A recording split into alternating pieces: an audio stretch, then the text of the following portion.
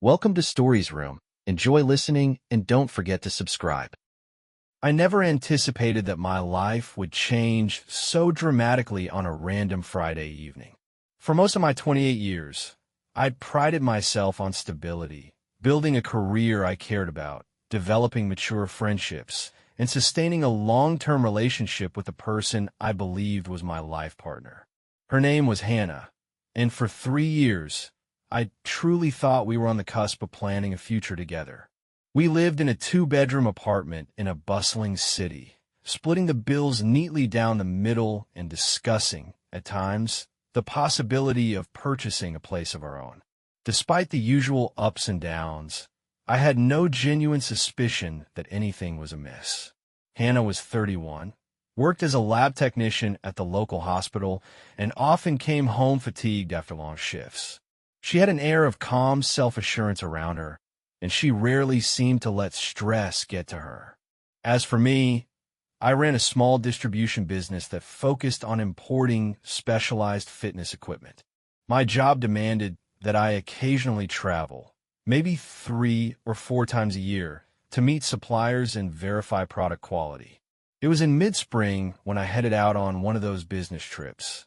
I told Hannah my return date was Sunday evening, and that I'd be absent for the entire week, flying to another state for a series of factory visits. She seemed supportive as always. The day before I left, she gave me a long hug and said, "I'll miss you. Text me every day."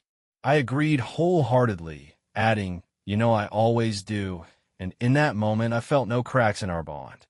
We were both busy, she with her hospital work and me with the logistical demands of my job. But we texted often, peppering our messages with talk of dinner plans and future vacations. My only mild complaint was that over the last year, our intimacy had waned. We'd gone from a passionate beginning to a stage where we'd be intimate maybe once every month or 6 weeks.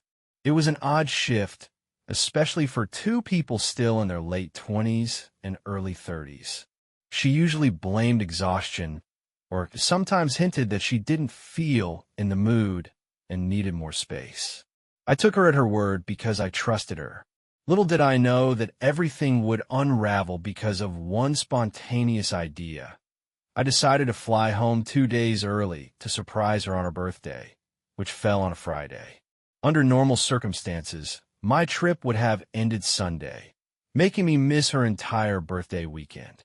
Instead, I rescheduled my flights, kept my early return a secret, and planned to show up at our apartment with her favorite flowers, a bottle of wine, and a silly handwritten card. I pictured her delighted grin, maybe even tears in her eyes. We'd share a special dinner, chat about my trip, and I'd hear every detail about her week.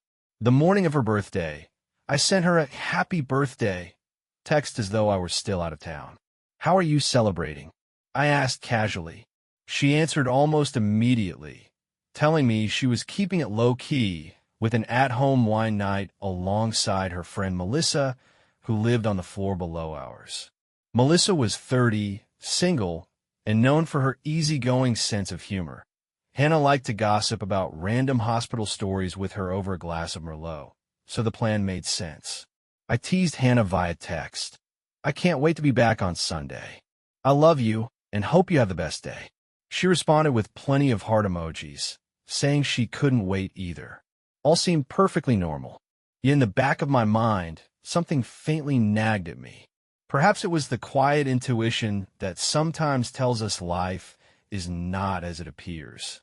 Still, I brushed that feeling aside. My flight got in just before 6 in the evening on Friday. I deliberately took a rideshare to our building, wanting my car to remain at the airport lot so Hannah wouldn't suspect I was back. I tiptoed past the building's gated entrance and made my way upstairs, carrying a small overnight bag and the gifts. I remember thinking, this is going to be so amazing. I'd knock, she'd open, we'd laugh, we'd hug. Maybe we'd finally rekindle some spark.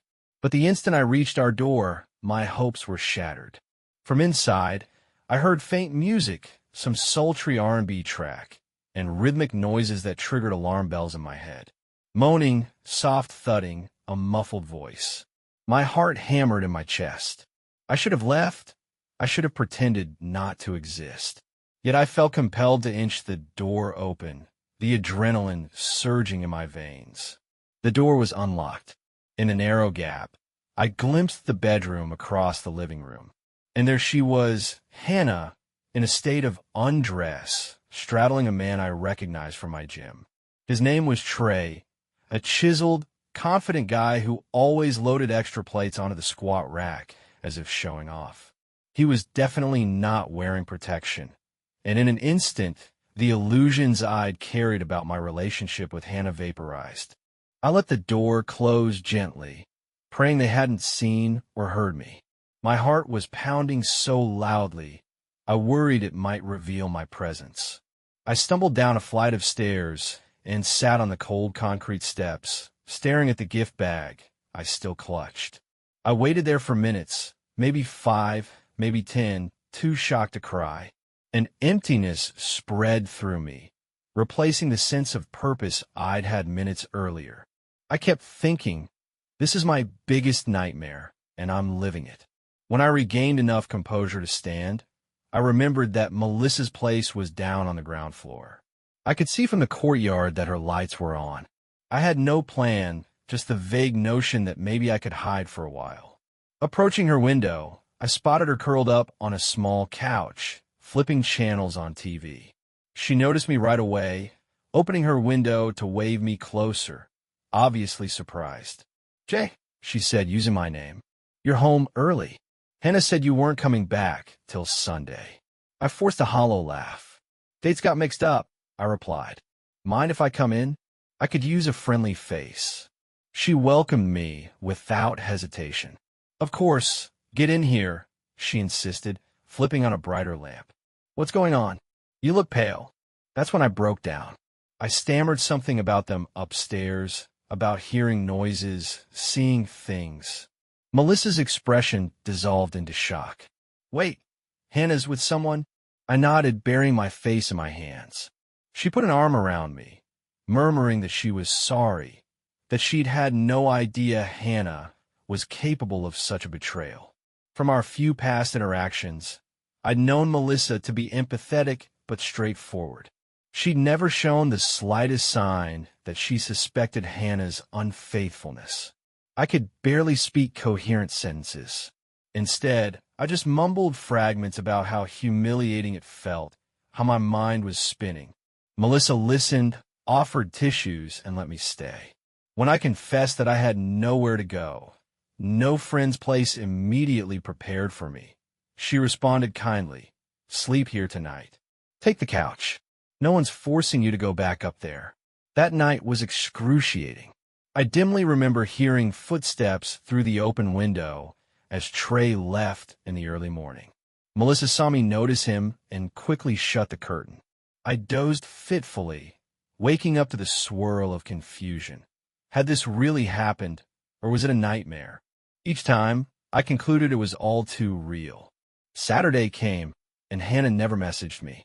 If she was worried about her big secret, she didn't show it. I was perplexed. Had she become so complacent in her cheating that my early return never crossed her mind? Melissa gently suggested that maybe Hannah was lying about her quiet birthday night to various people, meaning she'd go radio silent to avoid mistakes. That only made me feel sicker. By Sunday, however, the tension in my chest gave way to a focused rage. I decided I wanted out. The lease on the apartment had 4 months left, but I was determined not to spend another minute living under the same roof with Hannah. I formulated a plan. That morning, I texted Hannah as if I were still at my supposed location, telling her that my flight would arrive earlier than scheduled, maybe around 1 p.m., and could she pick me up? My real aim was to ensure she'd be gone from the apartment. "Of course, I can pick you up," she replied promptly. "I'd love to." She sounded normal, cheerful. That incensed me further. The moment she left for the airport, I would hurry upstairs to pack everything I cared about, load it into my car, still parked discreetly on the street, and vanish. If she tried to claim confusion about why my stuff was missing, I'd provide all the evidence she needed. a single incriminating photo. Melissa watched from her window as Hannah departed around noon. "She's gone," Melissa said, stepping aside so I could rush outside, run up the stairs, unlock the door with my key, and slip in. Nothing prepared me for the wave of disgust I felt once I stepped inside. The entire apartment smelled of fresh laundry detergent or air freshener, as though Hannah had desperately tried to scrub away any evidence. New sheets were on the bed, our hamper was empty, and the old duvet was missing, probably stuffed in a closet. I just shook my head. Grabbing boxes and duffel bags, I moved swiftly, tossing in clothes, a few prized possessions, my camera, and important documents. Most of my electronics were already portable due to my frequent business trips. Within 15 minutes, I had basically cleared out the bedroom, the bathroom drawers, and my half of the living room. I double-checked the closet, where I found my old guitar, which I'd nearly forgotten existed. I try not to dwell on memories. The hammered-in nails from the pictures we used to hang together, the leftover decorative pillows Hannah had chosen. I left them behind. I simply couldn't muster the emotional energy to go through every shared item. As I latched the final box, I felt my phone vibrate. "Hannah, 12:47 p.m. Hey, I'm at Arrivals. Where are you?" My hand shook. For one agonizing moment, I considered confronting her in person. Then I exhaled, typed a short response. I got delayed. "Grabbing a rideshare. You can head home." I hopped into my car and drove a few blocks away, parking in a small lot near a pharmacy. Then I waited. Within an hour, my phone began blowing up. Missed calls, urgent texts. She must have found the apartment half empty. "Hannah, 1:55 p.m., what is going on?" "Jay, your stuff is gone. Are you okay?" "Hannah, 1:59 p.m., please call me. I am wedded." "Hannah, 2:03 p.m., are we getting robbed? Where did you put your things?" I read them with a stony face. My chest still burned with anger and betrayal, but I'd made my decision. No closure. The final text that came through from her read. "Hannah, 2:15 p.m., something's seriously wrong. Answer me." That's when I opened my gallery and selected the single photo I had. It was of them in bed, just a glimpse through the small crack in the door, but enough to identify Hannah on top of Trey.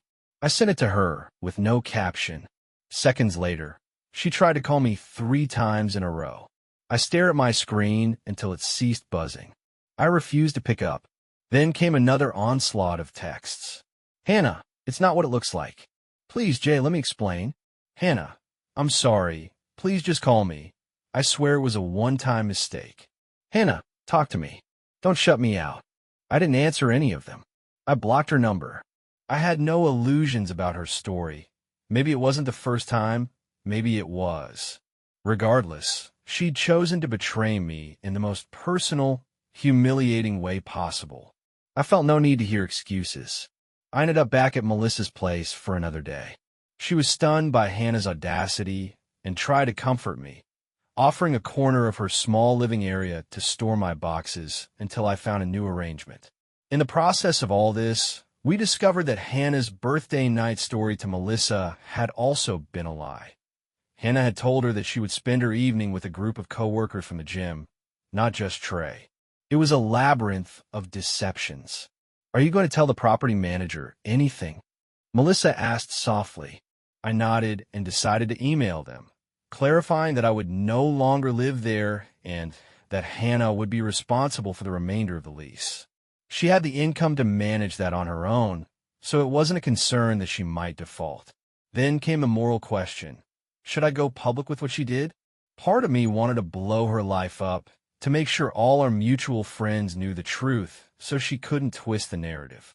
But a bigger part of me was simply exhausted. I didn't have the energy or desire to smear her name. People would eventually see the truth of her character, I reasoned. It wasn't my job to destroy her. Let her sit in the knowledge that she'd lost me and lost my respect with one foolish, hurtful decision. In the coming days, the shock diminished, replaced by a cold clarity. I bunked temporarily with an old friend, Derek, who lived 15 minutes away. Derek was livid on my behalf, but I asked him not to go picking fights. I just wanted distance, both emotional and physical, from Hannah. That first week was a blur of me ignoring unknown calls, likely her with a new number, and ignoring frantic messages on social media. I never read them. I'd see her name pop up in my inbox, and I'd delete them. Melissa told me that Hannah tried multiple times to see her in person. She wanted to glean any information about my location or my next moves. Melissa refused, telling Hannah to leave her out of it. So Hannah ended up losing the only close friend she had in our building. In a strange twist, her own actions had ruined not just her relationship with me, but also her friendship with Melissa, who felt betrayed and disgusted by what she'd witnessed. About 3 months passed. I'd begun rebuilding my life, moving to a smaller apartment across town. Work kept me busy. During that period, I made a new acquaintance, Lucy, who shared a story that eerily paralleled the theme of betrayal. Only her situation involved an open marriage that turned toxic. Lucy and I weren't romantically involved. She was just someone I encountered through a professional networking circle. We ended up chatting after a seminar on small business logistics. When she heard a bit about my recent heartbreak, she responded by confiding her own relationship troubles. Lucy had been married to her husband, Owen, for 2 years. She was in her late 20s, like me, and Owen was around the same age. One day, Lucy said Owen got obsessed with certain social media discussions and podcasts about maintaining open relationships for couples who supposedly wanted to avoid stagnation. Lucy initially refused, but Owen's persistence wore her down. Against her better judgment, she agreed to try an open marriage with strict rules. No unprotected intimacy, no overnight stays, and no sharing explicit details that might hurt each other's feelings. The arrangement started innocently. Both seemed to enjoy the novelty at first. But as the months went by, Lucy noticed Owen was crossing boundaries. He'd come home with suspicious bruises or hickeys, make excuses about why he'd stayed out too late, and then try to pressure Lucy into ignoring their 1-month no-intimacy buffer rule whenever he was with someone else. Lucy got fed up, confronted him multiple times, but he insisted everything was under control. Eventually, on their second wedding anniversary, he not only forgot to celebrate, but also spent the night at another woman's place, breaking their no-overnight rule. Lucy was left devastated, recognizing that the experiment had gone off the rails. The worst part was discovering later that he had impregnated another partner, leaving Lucy to pick up the pieces. She recounted the final straw. Owen tried to gaslight her into believing she was overreacting, even though he'd blatantly broken all the rules they'd agreed upon. Hearing Lucy's story sent a chill through me. In my case, Hannah had never asked for an open relationship. She had simply cheated outright. Yet it felt like the same underlying disregard.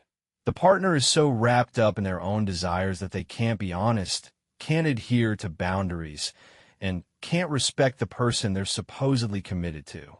I thanked Lucy for sharing, and we both acknowledged how heartbreak can open one's eyes to a person's true character. While her story was separate from mine, it underscored a universal lesson. Once trust is shattered, no amount of explanation or apology can truly piece it back together in the same shape. In the ensuing weeks, I continued to adjust to single life. Strangely, I felt lighter in some ways. I no longer questioned why Hannah was so disinterested in intimacy or whether I was failing in some aspect of our relationship. I realized she'd probably been stepping out for quite a while, or at least flirting with the idea. At least now I had clarity. I put more effort into my work, launched new initiatives to expand my distribution business, and started a small side project designing custom gym accessories. One day, I bumped into Trey, the gym guy, while scouting a new fitness center for a potential business deal. The flash of recognition on his face was immediate, and he actually had the gall to try to speak to me. "Dude, about Hannah. Look, I didn't know you'd be back that night," he said, fidgeting. "It was never personal. I stared at him quiet. My blood simmered. But I told myself that confronting him with violence or a shouting match wouldn't serve me. So I replied calmly, "Yeah, well, it's done now. Leave me alone." He nodded and mumbled, "Sure," stepping away with an embarrassed flush. I suppose he'd expected me to either lash out or show some dramatic reaction. Instead, I gave him nothing. No closure, just as I'd done with Hannah. That approach was far more satisfying in its finality. Melissa reached out from time to time, checking on me. She mentioned that Hannah had tried one last attempt to contact me through her, claiming she was falling apart and needed answers. Melissa had told her, "Jay owes you nothing." After that, Hannah moved out of the building once the lease ended, or so I heard. I didn't pry further. Meanwhile, Lucy's story stuck with me, reminding me how heartbreak can come in many forms but always leaves the same bruise. She eventually divorced Owen, freed herself from his manipulations, and found peace living on her own. We occasionally met for coffee and swapped notes on how to rebuild after betrayal. Lucy said something that resonated.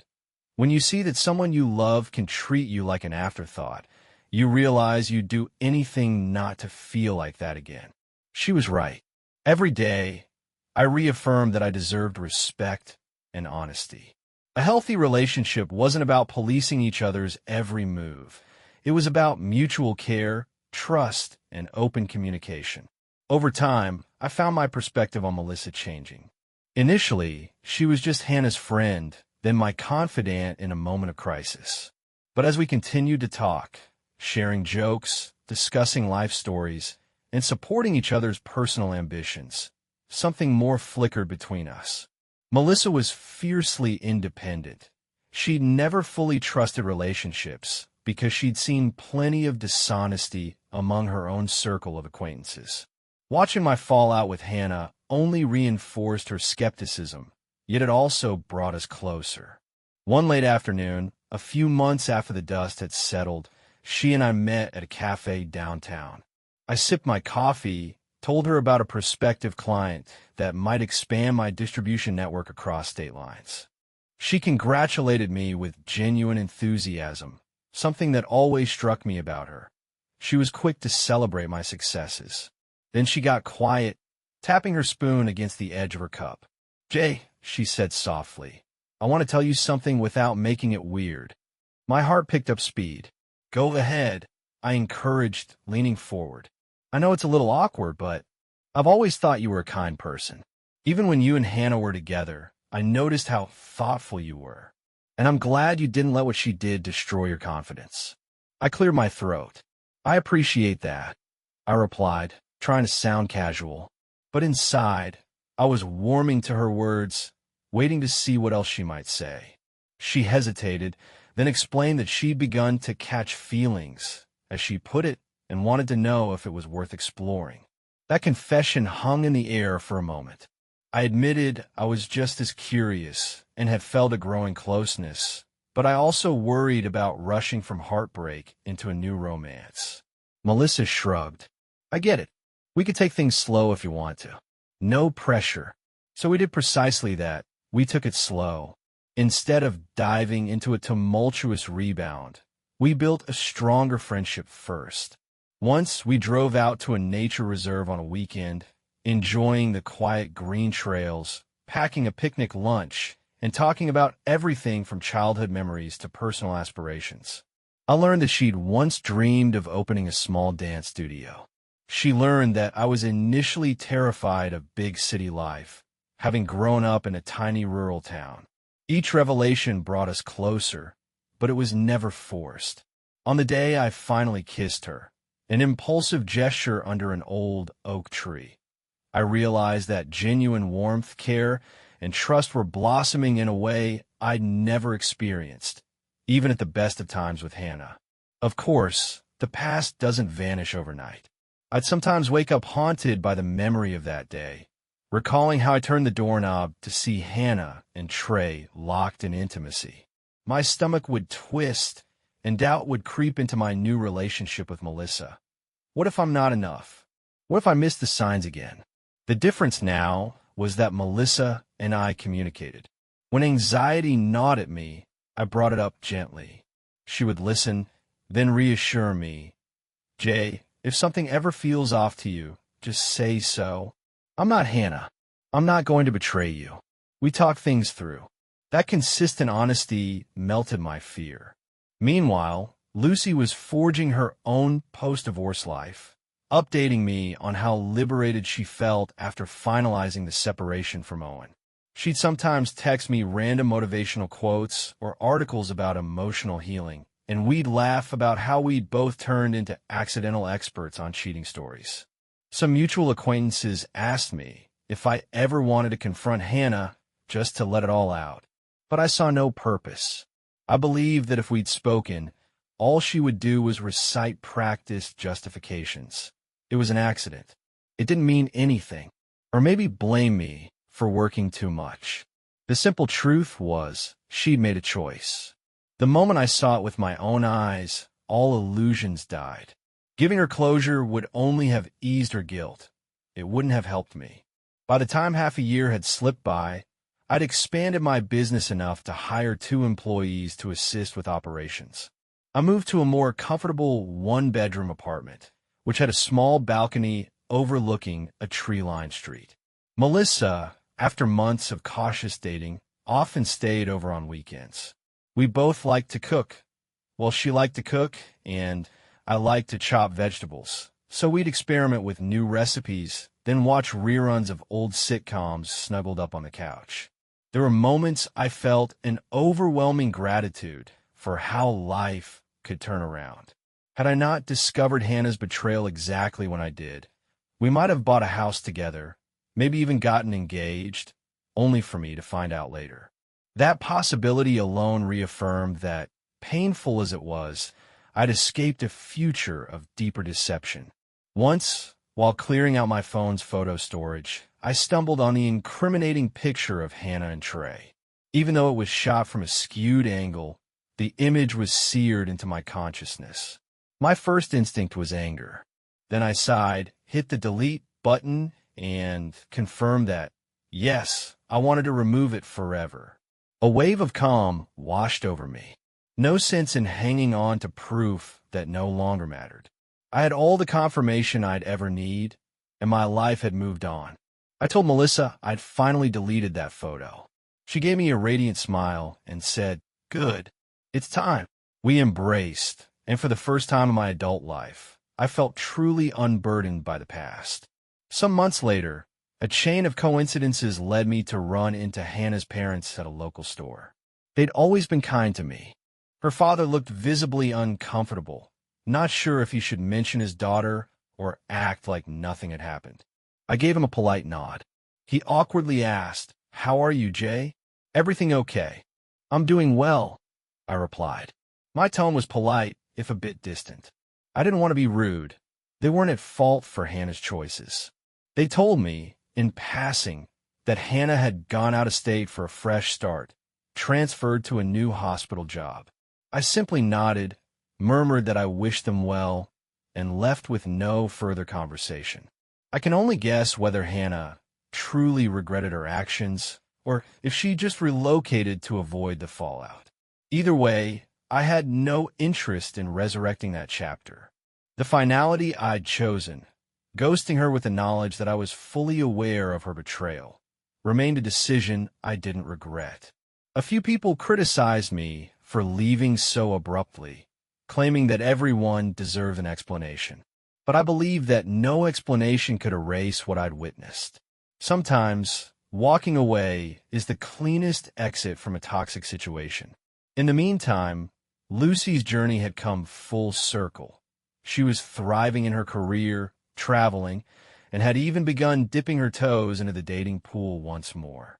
We'd occasionally catch up over coffee, comparing notes on our new lives. I introduced her to Melissa once, and they got along wonderfully, bonding over stories of cheating nightmares turned into personal growth. It was remarkable how Lucy's open marriage gone wrong echoed my story.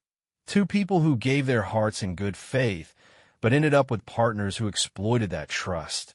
Looking back, it's astonishing how much a single moment can reshape your entire existence. On that Friday evening, when I first heard the muffled music and moans inside my home, I felt my life collapse in on itself. It was only the precursor to a better reality. Sometimes we discover truths in the harshest ways, but those truths set us on the path we actually need. If I'd remained oblivious, clinging to illusions, I might never have known happiness in a relationship built on authentic respect and care. Melissa's presence in my life has been a steadying force, an unwavering loyalty and sweetness that contrasts sharply with the hush-hush deception I endured before. We can tackle small arguments head-on. If one of us is upset, we say it right away. We talk through it. No hidden resentments or quiet resentments simmering. Because once you've been on the receiving end of betrayal, you understand the priceless value of direct, honest communication. I've learned, too, that I don't have to open the door to closure seekers who've broken fundamental boundaries. Sometimes closure is purely for them, not for you.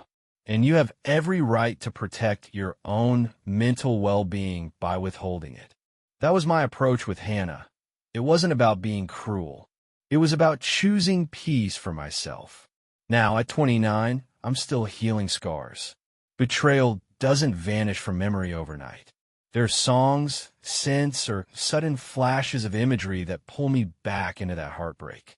But each time, I manage to remind myself how far I've come since that day. I'm not the same naive partner who believed this could never happen to us.